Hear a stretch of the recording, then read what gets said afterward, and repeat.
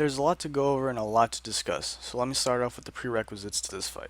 Obviously, the mage tower needs to be up, and you need 100 nether shards per attempt besides your very first one, which is free. You'll need food, flasks, pots, and drums to make the check in phase 2. Don't be cheap, fully enchant your gear, because you'll need every little bit if you are not attempting this at 9-10 eye level. To kill it within a reasonable amount of pulls, you want to be at the bare minimum, 885 with around 39 to 40 traits. You could do it with 880 with best in slot legendaries and perfect play, but it would take an obscene amount of attempts. I recommend attempting it at 895 or so with 4 set and 2 legendaries. If you have your 4th golden trait, that would help tremendously as well, but it is not required. For talents in the first phase, I recommend going the standard demonic build with some utility by going to the Master of the Glaive and Fell Eruption. Nemesis isn't really too good here because the boss, as far as I know, the last time I checked, it's still treated as a PvP target for some reason. So it only lasts, I think, 15 seconds, which is the PvP duration, which is pretty useless compared to getting a free range CC ability. So Archmage Xylem has a fair amount of abilities in his first phase. His first ability is just a spammable Frostbolt cast, which is interruptible and which replaces his melee. His next ability is called Razor Ice. He will teleport a varying amount of distance away and stun you within a circle of ice and hail for like 2 seconds. After these 2 seconds are over, you will begin taking damage from the storm above you, and he will begin spamming Frostbolt at you once more. The circle of Razor Ice is composed of many small pieces of ice which each can be destroyed. Upon touching any of these Razor Ice pieces, you will take around 5 million damage, which will basically kill you instantaneously. You can double jump over the ice, and they drop soul fragments. His next ability is called Arcane Annihilation. He does this after 2 to 3 rounds of whatever subphase he is in after a short cast. The room will darken briefly, and he will disappear, teleporting away from you. After a few seconds, he's going to reappear, along with a lot of clones of himself. They each have about a million and change HP.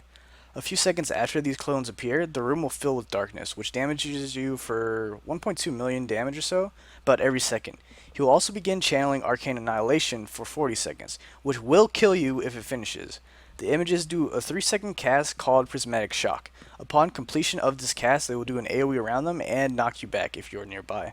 The only way to stop him from completing the Arcane Annihilation cast is to reach his glittering clone, which is like kind of a little tornado looking thing, which is displayed on your minimap, or you can just look on your screen for it.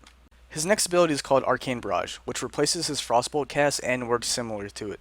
The next ability he has is Shadow Barrage, which is an uninterruptible channel that summons several orbs of shadow that quickly rocket towards him, dealing 3.2 million damage and knocking back the unlucky demon hunter they hit. If you're at full HP, you can probably survive one of these if he has no stacks of his next ability, called Draw Power. Every 15 seconds in his arcane subphase after the first time he casts it, he will begin an uninterruptible cast called Draw Power. Every second he is allowed to channel this ability, he will gain a buff that grants him damage. I think it's 5 or 15% per stack, which is kind of a big difference, but I forget. If you let him gain a single stack of this, it's probably a wipe. You're just going to have to go again. There's one more ability he has, which is not actually an ability, but every rotation of abilities within the arcane subphase, it will follow with him not casting anything for about 1 to 2 seconds, and then he'll just randomly throw his hands up in the air and do the casting animation and teleport all the way to the other side of the platform. So now that you understand all of the abilities, here's the rundown of phase 1 and how to deal with it exactly. So starting off the fight, he's going to immediately begin channeling Frostbolt at you after all the RP he does. After 3 to 4 Frostbolts, which depends because the fight's kind of buggy, he will cast Razor Ice, teleporting away and trapping you, which is probably 12 to 13 minutes of phase 1. Interrupt him, or you can I-beam / artifact whatever AoE you have up and get onto him. At this point, I prefer to meta and begin working on getting him to at least 70% before his first annihilation phase. He will begin to cast another 3 to 4 Frostbolts, and then after that, Razor Ice you once more. Simply repeat the first step and keep him interrupted on a rotation of Consume Magic, Fell Eruption, Chaos Nova, Imprison. However, Chaos Nova and Imprison are optional since they are a GCD that you do no damage on. And at the same time, speaking of damage, this first phase is 100% about survival. There's no enraged timer that I know of, and I have gone, I think at 1.6 annihilation phases or so before phasing him to the next phase on one or two pulls before, just because I needed the meta CD to be up for phase 2. After 3 Razor Ice casts in this Frost phase, he will briefly cast Arcane Barrage and interrupt himself, teleporting away and beginning the Annihilation phase. I do not recommend actually learning how to do this phase. Instead, learn how to cheese it. To cheese it, you simply save up both Fel Rushes before the phase begins, find him immediately by either looking at your screen or checking your minimap and just dashing to him. You can also meta to him as well if you saved it, or use it for later phases to close the gap, as you are briefly invulnerable during the leap provided by meta. Learning how to do this phase is nice if you can come into it without Fel Rush charges, which probably shouldn't happen since he usually does 3 or 4 casts before he goes back into the phase, which means you don't need to use Fel Rush at all for mobility. However, it will cost you a good amount of pulls to learn how to do this phase, and you can still easily wipe to it if you get greedy during the phase. So to do it in the proper way, you must kill each clone by Fel Rushing to it with a preemptive throw glaive and bursting it down before you die to darkness.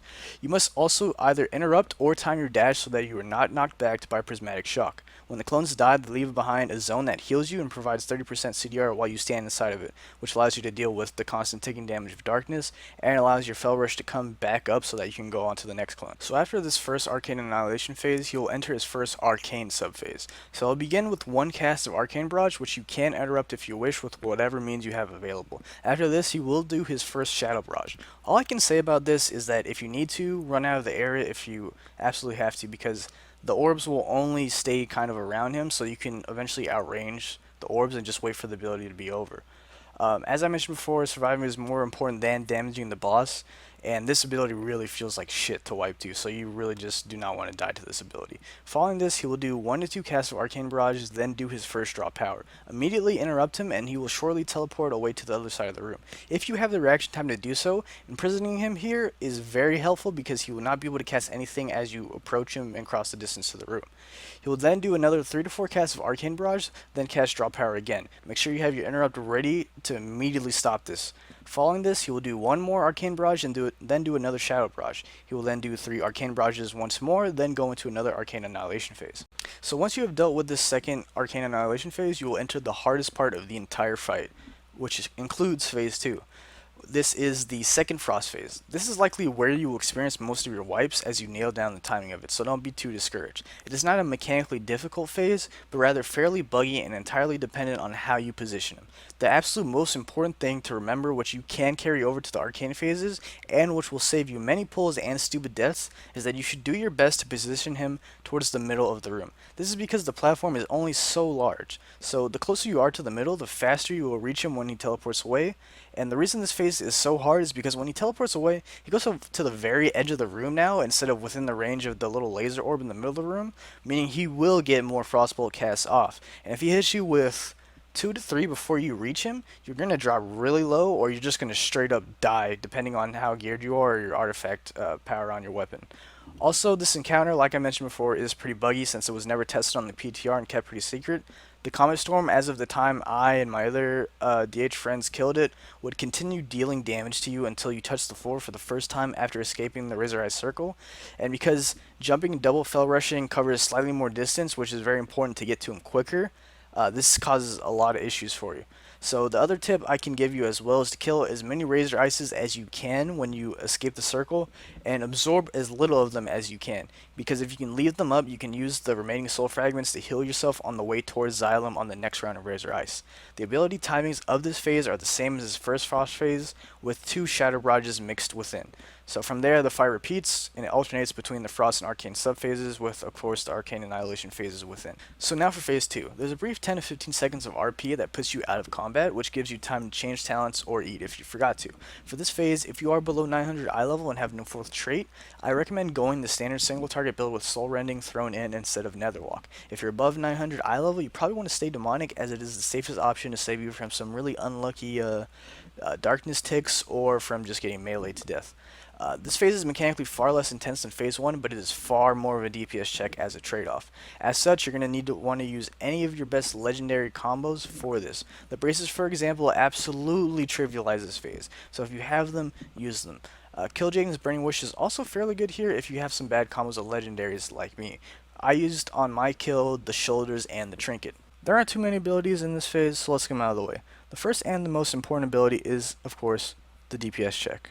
This slowly covers the platform and the shit from the Arcane Annihilation phase, eventually making it so that you either outheal the damage or you die. His second ability is called Seeds of Darkness. This is a 40-second channel that is interruptible, yet you do not want to interrupt it, because if you interrupt it, the ads that later spawn, he will just run straight towards them, which you don't want to happen. But otherwise, I honestly have no idea what happens if he's allowed to complete the channel, because you have 40 seconds to kill the ads. So don't let it happen. Kill the ads. After the 8 seconds is up, the debuff that he places on you will expire, and you will spawn the 3 aforementioned ads. They do nothing but move towards the boss at moderate speed. If they are allowed to reach the boss, they will fuse with him and heal him for a significant amount of health, and as this is a DPS check phase, you don't want this to happen. After you kill all 3, or after all 3 reach him, he will stop channeling and resume slapping you to death. This will repeat until you die or he does. So here's the timings and strategy for this phase. Roughly 20 seconds after you pull him, he'll do his first Seeds cast. After this, he'll do it about every 15 seconds or 50 seconds or so, after that. To deal with the darkness, I recommend pulling him to the very edge of the room behind where he spawns and slowly moving him only as the darkness gets very close to you around the edges of the room. So be careful not to get too greedy, as the darkness does slow you as well as damage you, which can end up in you dying if you're not running demonic. Whenever he does the Seeds cast, move as far away as you possibly can, or as far as you think you need to within the 8 seconds allotted.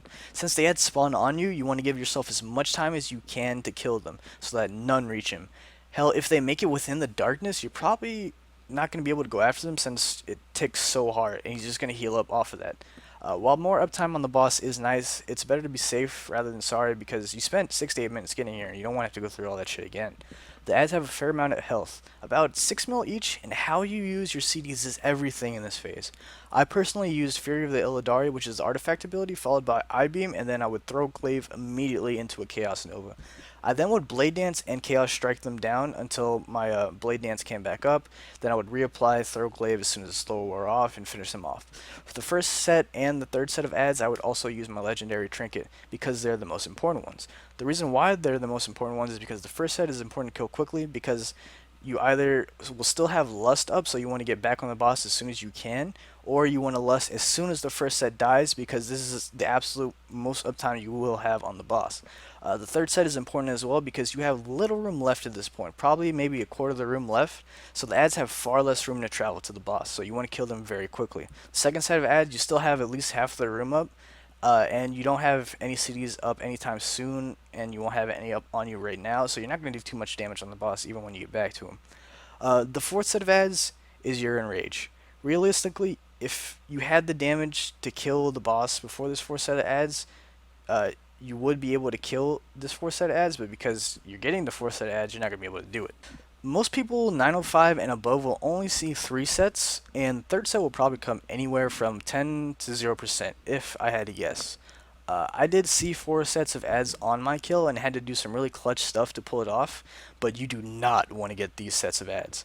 If you do get it, you're going to basically have to do what I did, which is Vengeful Retreat out at the very last second of the debuff, drop it in the darkness. You're going to have to drop Blur to get the damage reduction so you don't immediately die to the darkness ticks, and you're just going to have to Chaos Nova the ads and then Fel Rush back over to the boss and just fucking deep dick him and try to kill the boss before they reach the boss or you die. As for lusting, I recommend either doing it on the pull as I said, or after the first set of ads die. I personally did it after I killed the first set of ads, as it provided the most uptime on the boss for me, and I did not need lust to help kill the first set. However, if you do not have the shoulders, I advise not doing this and just going into him really hard on the pull, as you will very likely not hit a second meta if you don't have the shoulders if you do it my way. I did it my way, of course, because I would get the second meta regardless because of the CDR from the shoulders, so it was best for me to use my CDs as I did, as I just mentioned. And that's all there is to it. If you're below 900 eye level, you can probably expect to do around 20 or so pulls if you follow this guide. If you're above 900 eye level, you can probably kill it in 10 to 15. Not gonna lie. I did it around 897 eye level equipped with 40 traits, for phase 1 and 900 eye level equipped for phase 2. And it took about 30 pulls or so for phase 1 and then 9 or so for phase 2. And this is with no knowledge of the fight really, besides just what I was learning and what I was getting from talking to fellow demon hunters on Discord and stuff. So with knowing the fight timings, with knowing what the boss does, how to deal with all the abilities exactly, it's going to take you significantly less pulls. Also, if you have 4th golden trait at this point, which is pretty easy to get, and you're above 900 eye level, you're probably only going to need to see the last phase once to get the timings for it. Hell, you might even just one-shot it the first time you see it, because the golden trait massively trivializes the damage requirement. Regardless, this is a tough fight, so don't be discouraged if it takes you more than 20 pulls. Just take it easy, and if the pulls aren't going your way, just take a break. The Mage Tower lasts for a while and it comes back, so don't overly stress yourself out or you'll just end up killing yourself to dumb stuff like Shadow Barrage, like I did. Good luck.